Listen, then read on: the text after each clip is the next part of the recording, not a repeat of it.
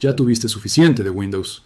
Los anuncios emergentes, las actualizaciones llenas de errores, los constantes recordatorios para iniciar sesión en OneDrive, un botón de Copilot dentro del bloc de notas, Copilot dentro de Paint, Copilot en la barra de tareas, Copilot como aplicación independiente, Copilot dentro de Edge, y ahora hasta la aplicación de Office fue renombrada a Microsoft 365 Copilot.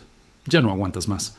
Decides finalmente instalar Linux y de inmediato te encuentras con más de 600 versiones distintas para elegir. Ubuntu, Fedora, Arch, Mint, Zorin, Gentoo, Puppy. Y cuando vas a buscar ayuda en foros como Reddit, todo el mundo te dice que uses una versión diferente.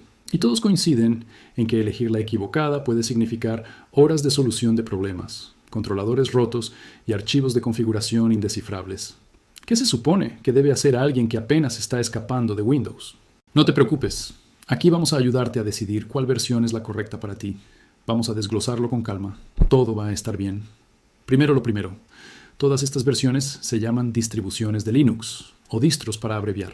Se llaman así porque distribuyen los distintos componentes de un sistema operativo como un paquete autónomo y completo. Linux, por sí mismo, es lo que se conoce como un kernel, el código que está en el centro de todo el sistema y que se comunica directamente con tu hardware. Puedes imaginar una distribución completa como una especie de rollo primavera glorioso.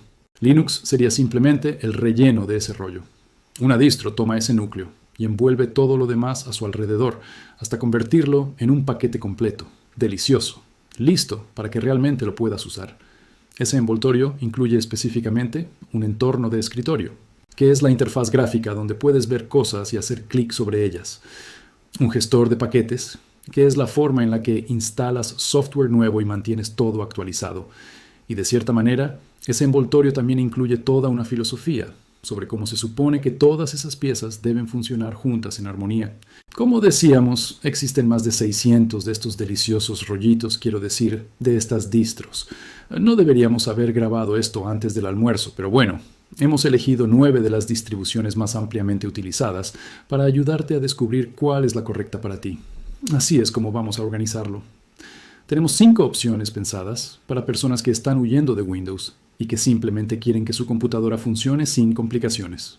Tenemos 3 opciones para quienes quieren jugar videojuegos en Linux, incluyendo una distro que quizás ya estés usando sin saberlo, y una opción final para los verdaderos entusiastas de la tecnología, los que les gusta meter mano a fondo en su sistema. Sí, existen cientos más que puedes explorar por tu cuenta, pero estas 9 son las que cubren prácticamente a todo el que está viendo esto en este momento. Zorin OS es como el hermano más cool de Mint. Tiene una función llamada apariencia Zorin que te permite hacer que el escritorio se vea como Windows o como Mac OS, dependiendo de cuál sistema operativo estés dejando atrás. Es posiblemente la experiencia de transición más pulida que existe en todo el ecosistema Linux. Existe una versión de pago con capas adicionales, diseños extra y software adicional, pero la versión gratuita tiene absolutamente todo lo que la mayoría de las personas necesitarán jamás. Después está Ubuntu, la distribución de Linux más popular. Punto. Tiene la comunidad más grande de todas. Viene preinstalada de fábrica en cierto hardware de Dell y de Lenovo, y si buscas literalmente cualquier problema relacionado con Linux en Google, el primer resultado casi siempre va a ser una solución escrita específicamente para Ubuntu. Esa comunidad, por sí sola, la convierte en la opción más segura, especialmente para principiantes que recién están empezando. En archivo de configuración manual. Todo vive dentro de un panel de configuración limpio, ordenado, perfectamente diseñado para que cualquier persona lo entienda sin esfuerzo. También tiene el mejor soporte para tarjetas gráficas NVIDIA de cualquier distro disponible, y eso importa muchísimo, porque históricamente Linux y NVIDIA se han llevado más o menos tan bien como un gato dentro de una bañera. Puedes organizar un espacio de trabajo en mosaico y dejar otro flotando libremente, mezclando ambos estilos sin que la experiencia se sienta abrumadora en ningún momento. Su filosofía, según explicó, siempre fue que mediante un diseño cuidadoso y bien pensado, era posible construir una experiencia de escritorio que no obligara al usuario a comprometer la forma en la que realmente quiere usar su computadora. Ese es, en esencia, todo el argumento de venta de Pop Montparnasse OS. Te da la profundidad y la flexibilidad que hacen que valga la pena cambiarse a Linux en primer lugar, pero esa profundidad se presenta a través de menús y controles que se sienten familiares si vienes de Windows o de Mac OS. No estás desbloqueando ese poder aprendiendo un lenguaje técnico nuevo. Simplemente estás haciendo clic dentro de un panel de configuración diseñado para un ser humano normal. Lo cual nos lleva a Fedora. Está respaldada por Red Hat, uno de los nombres más grandes dentro del mundo de Linux, lo cual significa que suele ser una de las primeras distribuciones en incorporar nuevas tecnologías de Linux apenas están disponibles. La mayoría de las distribuciones te obligan a elegir entre versiones estables y versiones actuales. O consigues software que ya ha sido probado durante todo un año. O consigues software que acaba de salir esta misma mañana y que podría romper tu sistema en cualquier momento. Fedora, en realidad, estas 5 primeras opciones cubren, probablemente, al 80% de las personas que están viendo este contenido. Pero, ¿qué pasa si no solo estás intentando escapar de Windows? ¿Qué pasa si además quieres jugar videojuegos en Linux? Hablemos de eso ahora, porque los videojuegos en Linux, una frase que hace apenas unos años era básicamente un chiste dentro de la propia comunidad tecnológica, hoy en día son genuinamente competitivos. En gran parte, gracias a Valve y a Codeweavers, Basit es una de las distribuciones dedicadas a videojuegos más comentadas de los últimos años.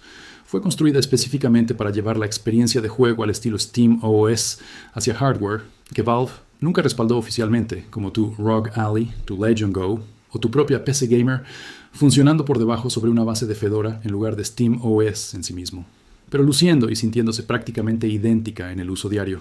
Batsite es una distribución clasificada como inmutable, lo cual significa que el sistema base es de solo lectura y resulta prácticamente imposible de romper accidentalmente.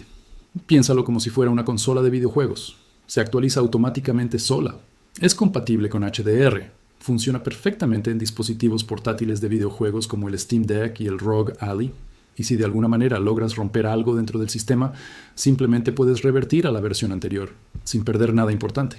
También viene con absolutamente todo lo que una computadora gamer realmente necesita, ya configurado de fábrica. Controladores de tarjeta gráfica, Proton, soporte para controles de videojuegos, códecs multimedia, nada de lo cual tienes que salir a buscar por tu cuenta. En una distribución de propósito general, lograr que todo eso funcione correctamente puede ser, como mínimo, el proyecto de toda una tarde completa. En Basit, simplemente ya está hecho desde el primer arranque. Después tenemos Novara. Fue construida por un ingeniero de Red Hat que se hace llamar Glorious Eggroll en línea. Eso explica muchas cosas. Este desarrollador se cansó de que Fedora no viniera lista para videojuegos desde el primer momento, así que tomó Fedora como base, eliminó todo lo que no estaba cumpliendo una función útil para los jugadores y la precargó con absolutamente todo lo que un jugador realmente necesita.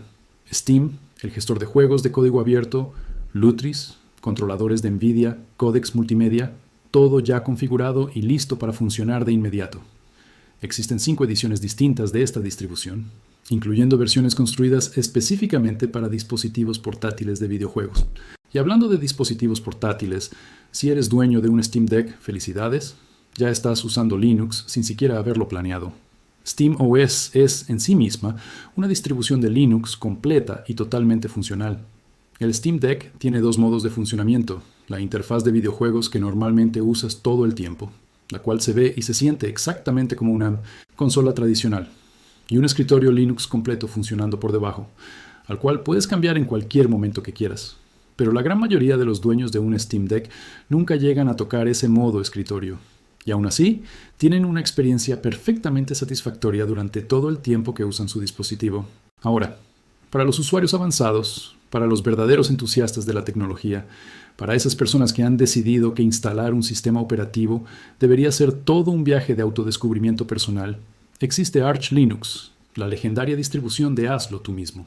Si has pasado algo de tiempo dentro de los círculos de la comunidad Linux, seguramente ya escuchaste el chiste. Yo uso Arch, por cierto. Es una broma sobre esas personas insufribles que no pueden dejar de hablar de su sistema operativo en cualquier conversación. Son, básicamente, los veganos del mundo de la tecnología. Pero la razón por la que los usuarios de Arch actúan de esa manera, en realidad, está bastante justificada. Arch Linux es también lo que se conoce como una distribución de lanzamiento continuo, lo cual significa que no existe una versión llamada Arch 2024 ni nada parecido. Simplemente sigues actualizando de forma continua y siempre estás ejecutando la versión más reciente de absolutamente todo el software instalado en tu sistema.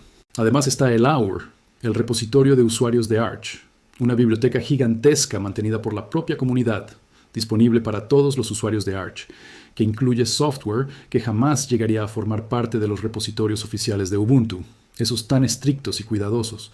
La contrapartida es que gran parte de ese software no ha sido formalmente verificado ni revisado, por lo cual podría estar roto o incluso podría representar algún riesgo mayor. Ubuntu ni siquiera sabría qué hacer con nada de esto. Pero para los usuarios de Arch, ese riesgo forma parte precisamente de todo el atractivo del sistema. Arch también cuenta con una wiki, una base de documentación que es, genuinamente, uno de los mejores recursos técnicos que existen en todo Internet, sin exagerar. La contrapartida de todo esto es que más te vale disfrutar leyendo documentación técnica extensa, porque vas a necesitarla constantemente. Pero del otro lado de esa curva de aprendizaje tan pronunciada, te espera una máquina que hace exactamente lo que tú quieres, nada de lo que no quieres, funcionando exactamente como tú mismo la configuraste desde cero. Y eso es precisamente de lo que tanto presumen sus usuarios más devotos. Al final del día, sin embargo, aquí está algo que nadie te cuenta cuando estás eligiendo una distribución de Linux por primera vez. Para la mayoría de las personas, en realidad, la elección apenas importa. En serio. Prácticamente cualquier distribución importante te permite navegar por Internet, usar LibreOffice para tus documentos, jugar videojuegos a través de Steam y manejar sin problema el 95% de todo lo que haces normalmente en tu computadora cada día. Las diferencias reales entre unas y otras están en la filosofía de actualización que manejan, en cuánto acompañamiento y ayuda automática recibes por defecto, y en cuánto interés tienes tú, personalmente, en meter mano y experimentar por debajo del capó del sistema. Y las mismas personas que construyen estas distribuciones te dirán exactamente lo mismo. Puedes llegar a Linux y simplemente ser un usuario normal, sin complicarte. Y eso está absolutamente bien. También puedes saber que, al llegar a Linux y simplemente ser un usuario común, en realidad estás ayudando a sostener toda la posibilidad de que otras personas puedan ir tan lejos como quieran dentro de este mismo sistema operativo, explorando todo su potencial técnico si así lo desean. Entonces, si te sientes completamente paralizado frente a tantas opciones, simplemente instala Linux Mint y úsalo durante una semana completa. Si te enamora, ya terminaste tu búsqueda, no necesitas nada más. Si quieres un poco más de control sobre tu sistema, prueba Fedora. Si quieres absolutamente todo el control posible, sin límites, prueba Arch. Si quieres un escritorio pulido con mosaicos integrados de fábrica y además te gusta la idea de que la misma empresa que fabrica tu laptop también fabrica tu sistema operativo, prueba Pop OS.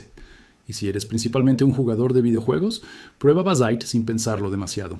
Lo verdaderamente hermoso de Linux es que siempre puedes reinstalar desde cero cuando quieras, y el proceso completo toma apenas unos 10 minutos, no los 45 minutos que Windows suele necesitar, sumados además a 3 instalaciones de Copilot que jamás pediste ni quisiste tener en tu computadora. Y si todavía sigues usando Windows 10 y no tienes ningún interés en pasar a esa puerta giratoria interminable de actualizaciones llenas de errores y de software malicioso disfrazado de inteligencia artificial, tu tiempo se está agotando rápidamente.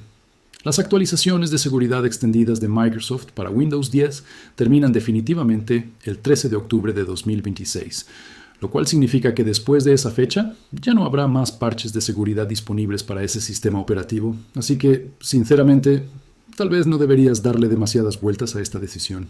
Vale la pena también profundizar un poco más en algo que mencionamos de pasada.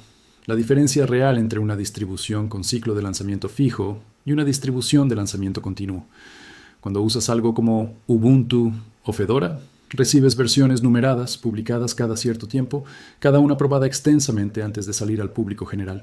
Eso te da estabilidad, previsibilidad y la tranquilidad de saber que miles de otros usuarios ya probaron esa misma versión antes que tú.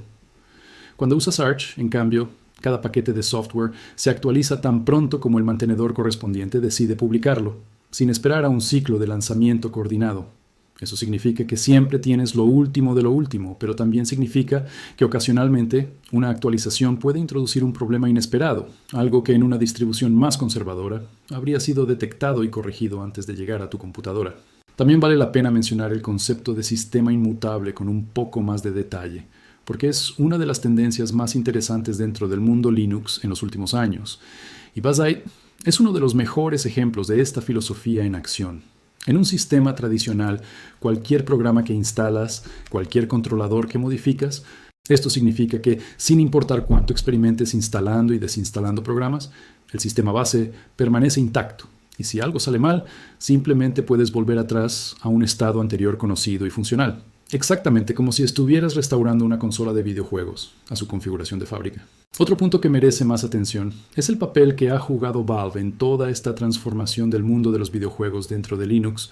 Durante muchísimos años, la principal razón por la que la gente evitaba Linux era simple. Sus videojuegos favoritos, diseñados exclusivamente para Windows, simplemente no funcionaban. Proton cambió esa realidad de manera radical. Al crear una capa de compatibilidad capaz de traducir las llamadas técnicas que un juego hace pensando que está corriendo sobre Windows y convertirlas en instrucciones que Linux puede entender y ejecutar correctamente, Valve eliminó de un solo golpe la barrera más grande que había mantenido alejados a los jugadores durante más de 2 décadas completas. Hoy en día, una enorme cantidad de los juegos más populares del mercado funcionan en Linux prácticamente sin ningún ajuste adicional necesario por parte del usuario final. Al final, la elección entre todas estas distribuciones se reduce, en gran medida, a una pregunta muy personal sobre cuánto control quieres tener y cuánto tiempo estás dispuesto a invertir aprendiendo cómo funciona tu propio sistema operativo por dentro. No existe una respuesta única, universal, correcta para todo el mundo. Detengámonos un momento en algo que suele generar confusión entre quienes recién están dando sus primeros pasos fuera de Windows. La diferencia entre el gestor de paquetes y el entorno de escritorio. Dos piezas que muchas veces se confunden entre sí, pero que cumplen funciones completamente distintas dentro de cualquier distribución. El gestor de paquetes es la herramienta que se encarga de instalar, actualizar y eliminar software de manera ordenada, revisando dependencias, evitando conflictos entre programas y manteniendo un registro claro de todo lo que existe en tu sistema. En Ubuntu y en Mint, ese gestor se llama apt. En Fedora se llama dnnf. En Arch se llama pacman. Cada uno tiene su propia sintaxis, su propia filosofía y su propio nivel de tolerancia frente a errores del usuario. El entorno de escritorio, por otro lado, es todo lo visual, todo lo que puedes tocar con el mouse o con el teclado, los iconos, las ventanas, el menú de aplicaciones, la barra de tareas, Gnome, KDE Plasma, Cinnamon, XFCE. Todos estos son ejemplos de entornos de escritorio distintos. Y lo interesante es que, en muchos casos, puedes instalar el mismo entorno de escritorio sobre distintas distribuciones. Por ejemplo, Cinnamon, el entorno que hace que Linux Mint se sienta tan parecido a Windows, también puede instalarse manualmente sobre Fedora o sobre Arch, si así lo prefieres. Entender esta separación entre gestor de paquetes y entorno de escritorio ayuda muchísimo a comprender por qué hay tantísimas distribuciones distintas, a pesar de que, en el fondo, muchas de ellas comparten piezas técnicas muy similares entre sí. Vale la pena también hablar un poco más sobre la comunidad que rodea a cada una de estas distribuciones, porque en el mundo de Linux, la comunidad no es un detalle menor, es prácticamente una parte central de la experiencia completa.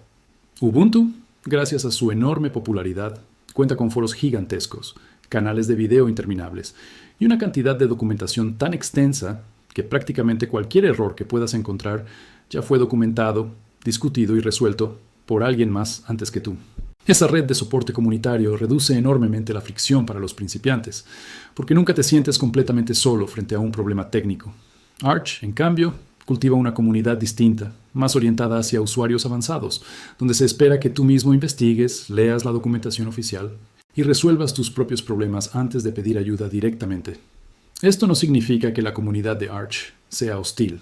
En general, es sorprendentemente generosa con su tiempo, pero sí existe una expectativa cultural de que primero intentes resolverlo tú mismo usando la wiki oficial, antes de acudir a preguntar directamente en un foro o en un canal de chat.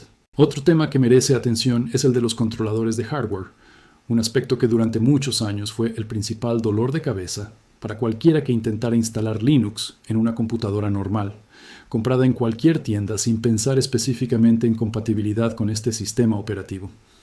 Las tarjetas gráficas NVIDIA, en particular, tuvieron una relación históricamente complicada con el ecosistema Linux, principalmente porque NVIDIA, durante mucho tiempo, se negó a publicar controladores completamente de código abierto, optando en cambio por controladores propietarios que no siempre se integraban de manera perfecta con el resto del sistema. Eso ha ido mejorando considerablemente en los últimos años, en parte gracias a la presión ejercida por el crecimiento de los videojuegos en Linux, y en parte gracias a distribuciones como Pop! OS, que se especializaron específicamente en simplificar al máximo la instalación y configuración de estos controladores para que el usuario final ni siquiera tenga que pensar en ese proceso. Las tarjetas gráficas AMD, en contraste, han disfrutado tradicionalmente de un soporte mucho más fluido dentro de Linux, principalmente porque AMD decidió, hace ya varios años, apostar fuertemente por controladores de código abierto, integrados directamente dentro del propio kernel de Linux, lo cual elimina gran parte de la fricción que históricamente afectaba a los usuarios de tarjetas NVIDIA.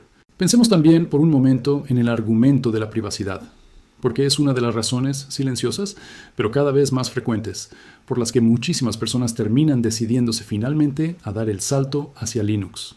A diferencia de Windows, la inmensa mayoría de las distribuciones de Linux no incluyen telemetría extensiva, enviando constantemente datos de uso hacia servidores corporativos externos. No hay anuncios integrados dentro del propio sistema operativo. Ahora bien, sería deshonesto pintar todo este panorama como si fuera absolutamente perfecto, sin ninguna clase de fricción real. Existen aplicaciones profesionales específicas, sobre todo dentro del mundo del diseño gráfico avanzado, la edición de video profesional y ciertos programas especializados de ingeniería, que simplemente no cuentan con una versión nativa diseñada para Linux. Programas como Adobe Photoshop, Adobe Premiere o ciertos paquetes especializados de ingeniería asistida por computadora siguen sin ofrecer soporte oficial para este sistema operativo, obligando a algunos usuarios a recurrir a máquinas virtuales, a capas de compatibilidad como Wine, o simplemente a mantener una segunda instalación de Windows exclusivamente para esas tareas puntuales. Esta limitación ha ido reduciéndose con el paso del tiempo, gracias en parte a alternativas de código abierto cada vez más maduras, como GIMP para edición de imágenes o DaVinci Resolve para edición de video, que sí cuentan con versiones nativas completamente funcionales para Linux, pero sigue siendo un factor real que cualquier persona debe considerar antes de abandonar Windows por completo. Volvamos, para cerrar, sobre la idea central que atraviesa todo este recorrido por el mundo de las distribuciones de Linux, la supuesta complejidad de tener que elegir entre 600 opciones distintas, que en un primer momento puede parecer completamente abrumadora. En realidad se simplifica muchísimo cuando entiendes que la inmensa mayoría de esas 600 opciones están dirigidas hacia casos de uso extremadamente específicos, a servidores especializados, distribuciones educativas, proyectos experimentales mantenidos por un puñado de entusiastas, y no hacia el usuario doméstico común que simplemente quiere navegar por Internet, revisar su correo electrónico, trabajar con documentos y jugar algún videojuego ocasionalmente durante su tiempo libre. Para ese usuario, la elección real nunca fue entre 600 opciones. Siempre fue, en realidad, entre un puñado muy manejable de distribuciones sólidas, bien mantenidas, con comunidades activas y con años de desarrollo continuo detrás de ellas. Exactamente las 9 que acabamos de recorrer juntos a lo largo de todo este análisis. Y quizás la lección más valiosa de todo este proceso no tenga tanto que ver con cuál distribución específica termines eligiendo, sino con algo mucho más fundamental sobre la relación entre una persona y su propia computadora. Cuando usas Linux, cada decisión sobre cómo funciona tu sistema, qué software se ejecuta, qué datos se recolectan y cómo se ve tu escritorio, es una decisión que tú mismo tomas de manera consciente y deliberada, no una decisión que una corporación toma por ti en nombre de sus propios intereses comerciales. Esa diferencia, aparentemente pequeña en el día a día, termina siendo, en el fondo, la razón más profunda por la que tantísimas personas, después de años de frustración acumulada con Windows, finalmente deciden dar el salto y jamás vuelven a mirar atrás.